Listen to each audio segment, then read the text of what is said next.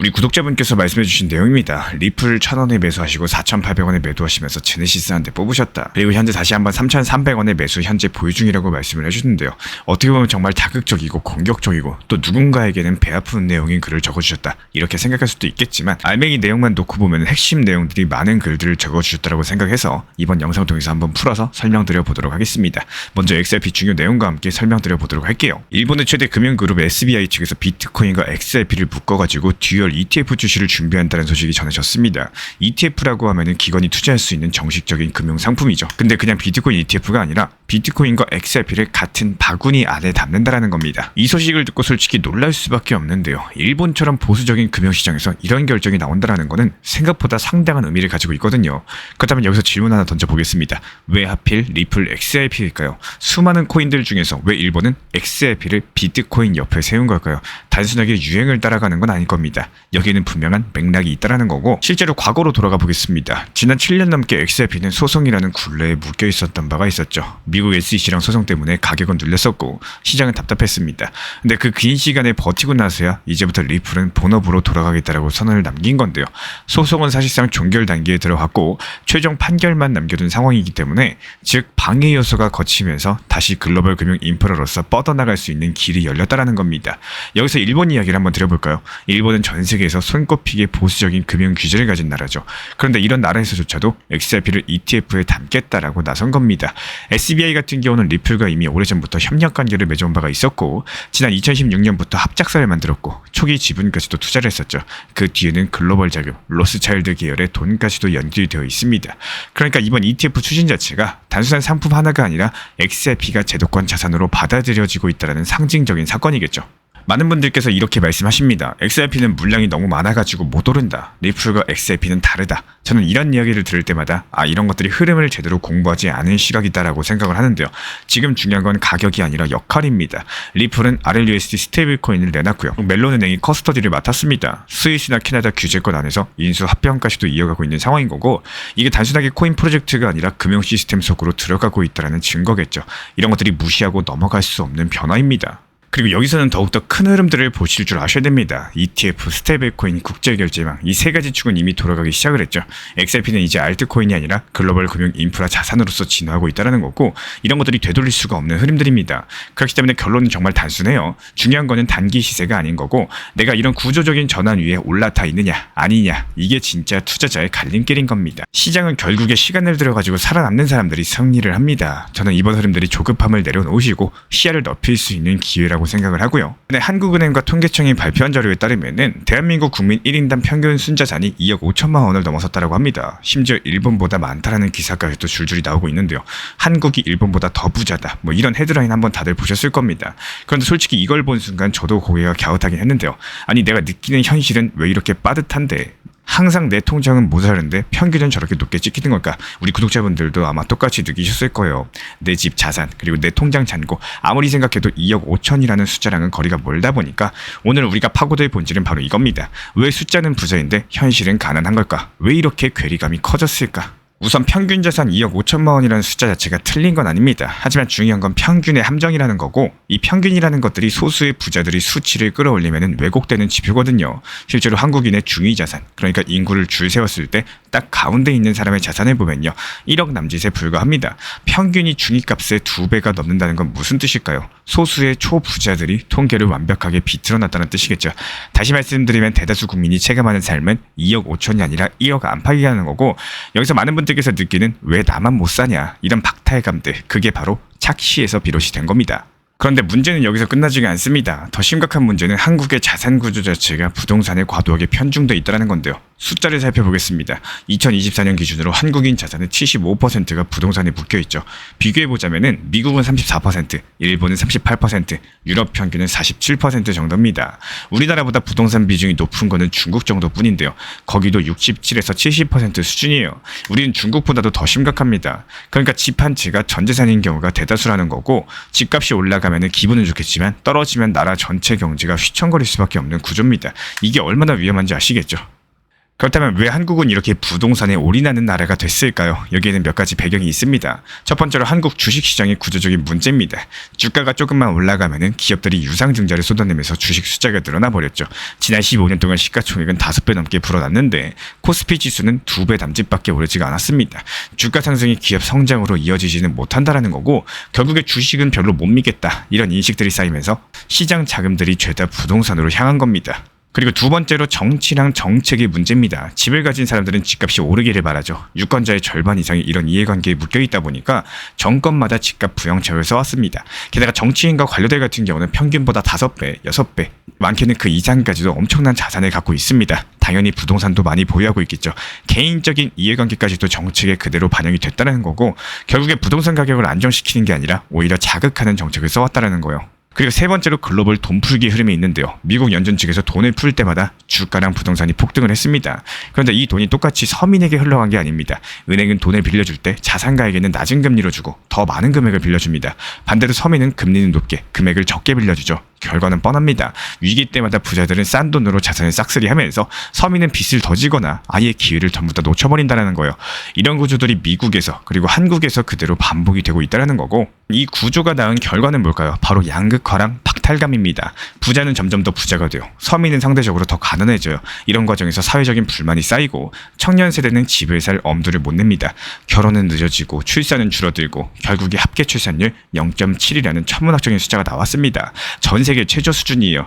결국에 부동산 가격 상승은 나라 경쟁력을 높여주지 않습니다. 집을 수출할 수도 없고 산업혁신으로 이어지지도 않겠죠.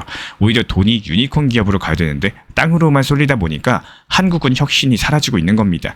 기업들조차도 공장 짓는 것보다 땅 파는 게 더 이익이다. 뭐 이렇게까지도 생각을 하게 되는 거고요. 그렇다면 정답은 아예 없는 걸까요? 아니요. 변화의 신호는 있습니다. 지난 2024년 말 자료를 살펴보면은 주택자산은 4% 늘었지만 금융자산은 5%가 넘게 증가했습니다.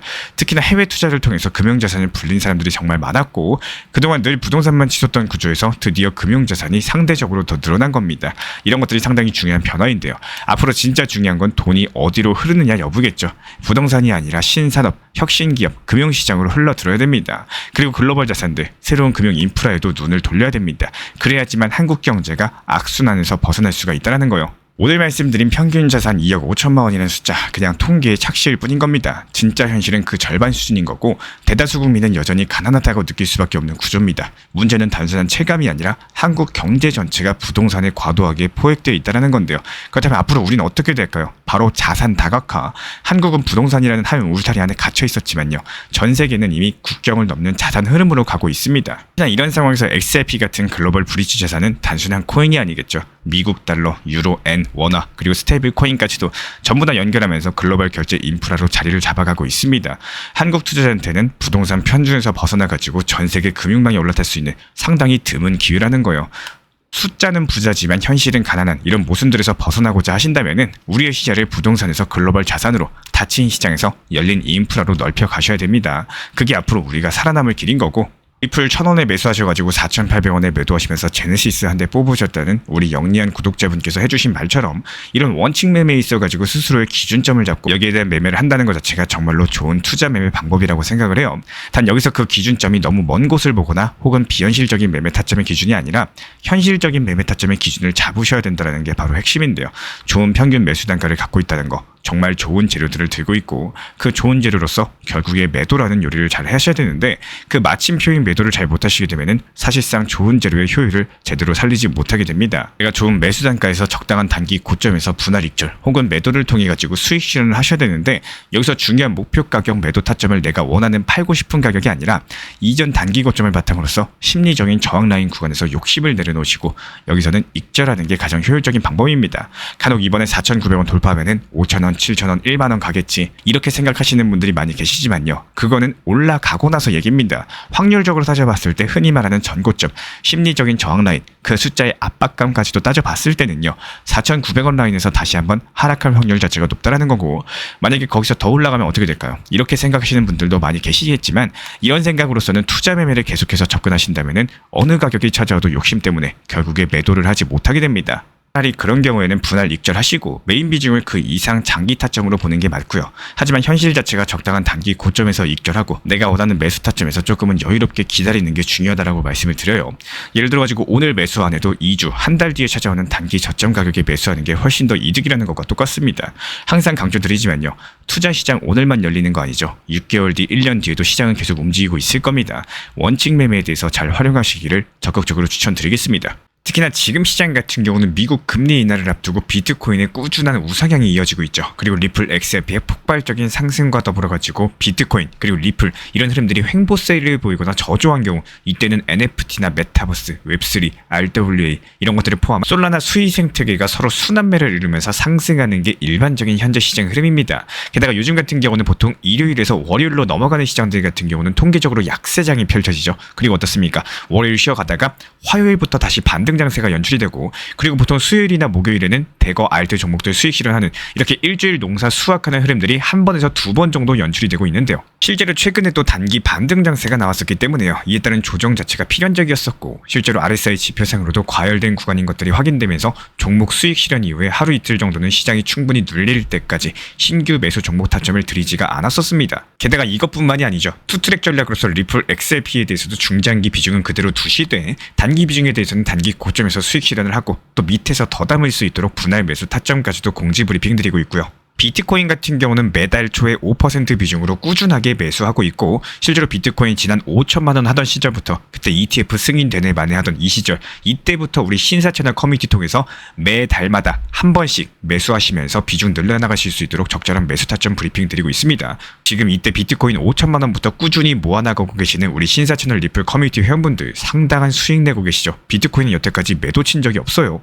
그리고 개별 알트코인에서는 정확한 눌림목 타점이 발견됐었고 화요일 다시 정확한 눌림목 타점에서 매수 타점까지도 말씀드렸습니다. 전부 다 실시간으로 말씀드리고 있는 상황이고요. 그리고 이번에 CPI 발표가 호재로서 발표가 되면서 정확하게 상승장이 연출이 됐었고 수요일 새벽에 안전하게 수익 실현하면서 미리 매도 타점까지도 걸어놨었기 때문에 잠을 자다가 수익 실현이 되셨고 잠에서 깨어나고 보니까 이미 매도 처리되어 있으면서 계좌의 수익은 점점 쌓여가고 계십니다. 이렇게 개별 알트코인 방뿐만 아니라요. GPT 인공지능 타점을 활용한 인공지능 단타방에서도 새벽에 수익 매도 차결 연료됐습니다. 챗GPT를 활용해가지고 타점에 대한 정확도를 키우는 방이고 이렇게 상승이 시작하기 전에 매수를 하고 하락장이 나오기 전에 매도하면서 눌림목 라인에서 날카로운 매수를 통해 가지고 미리미리 매도가 걸어 놓으시고 잠을 자고 일어나 보니까 수익이 체결될 수 있도록 타점까지도 설정 도움 드리고 있습니다.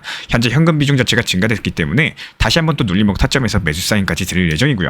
이런 부분들에 대해서 실시간으로 정보 받아보고 싶으신 분들 단순하게 그냥 현재 보이시는 번호로서 문자 신청만 주시면은 바로 입장 도움 드리도록 하겠습니다. 리플 XRP 투자에 있어서 이제는 투트랙 전략이 반드시 필요해지고 있습니다. 무턱대고 몰빵하거나 반대로 또 손 놓고 기다리는 시대는 끝났어요. 첫 번째 트랙은 매달 분할 매수하시면서 시장이 빠지든 말든 일정 비중으로서 리플을 꾸준히 모아 나가시는 겁니다. 이거는 시간과 리스크를 분산할 수 있는 가장 효율적인 전략인 거고 그리고 두 번째 트랙은 남은 현금 비중으로 알트코인 단타로서 굴려나갑니다. 수익이 나면은 그거를 다시 리플에 재투자하시면 되는 거고 이게 바로 수익을 만드는 순환 매수 전략이 되실 거예요. 그런데 여기서 중요한 거는 단타 하실 때 조심하셔야 되는 거예요. 단타 매매 중독되면 끝장입니다. 이 매매 중독을 절대 조심하셔야 되는 거고 예를 들어 가지고 시장이 과열인데도 지금 아니면 기회가 없다. 이런 조급한 생각에 RSI 지표가 이미 고점인데도 불안해서 또 들어가고 결국에 수익은커녕 손실만 쌓이게 되실 겁니다. 그래서 저희 채널 차원에서는 한 가지 원칙이 있습니다. 확률이 높은 날만 진입을 하세요. 그리고 시장 전체가 과매도 구간일 때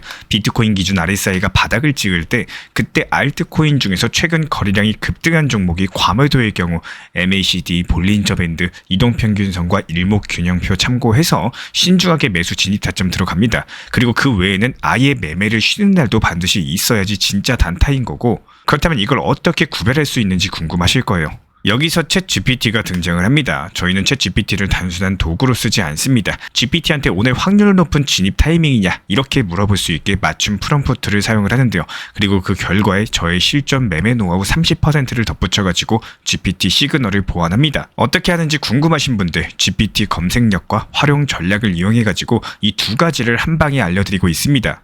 현재 보이시는 번호로서 리플 단타라고 문자 남겨주세요. 지금 이 영상 보신 분들에게만 오픈합니다. 그냥 GPT 쓰는 법이 아니라 투자로 연결되는 GPT 사용법 지금 바로 알려드리도록 하겠습니다. 제가 안내해드리고 있는 코인 신사 채널 멤버십 전용방에 대해서 짧게 설명드려 보도록 하겠습니다. 리플, 암호화폐 시장에 대한 중요한 이슈, 그리고 브리핑이나 시장의 흐름에 대한 전문적인 분석 내용 설명과 함께 차트상의 기술적 분석, 온체인 지표와 투자 심리에 대한 내용들을 같이 안내 도움드리고 있고, 가장 중요한 투자 심리를 컨트롤하기 위해서 포트폴리오의 구성에 대한 노하우, 투자 심리 컨트롤에 대한 내용도 같이 안내드리고 있습니다. 코인 신사 스터디 멤버십 가입하신 분들께서는 아래 번호 혹은 신청 링크 통해서 남겨주시면 제가 연락드리고 있고, 안내 설명과 함께 신사 채널 리플 전용 멤버십 방에도 입장 안내 설명드리고 있습니다.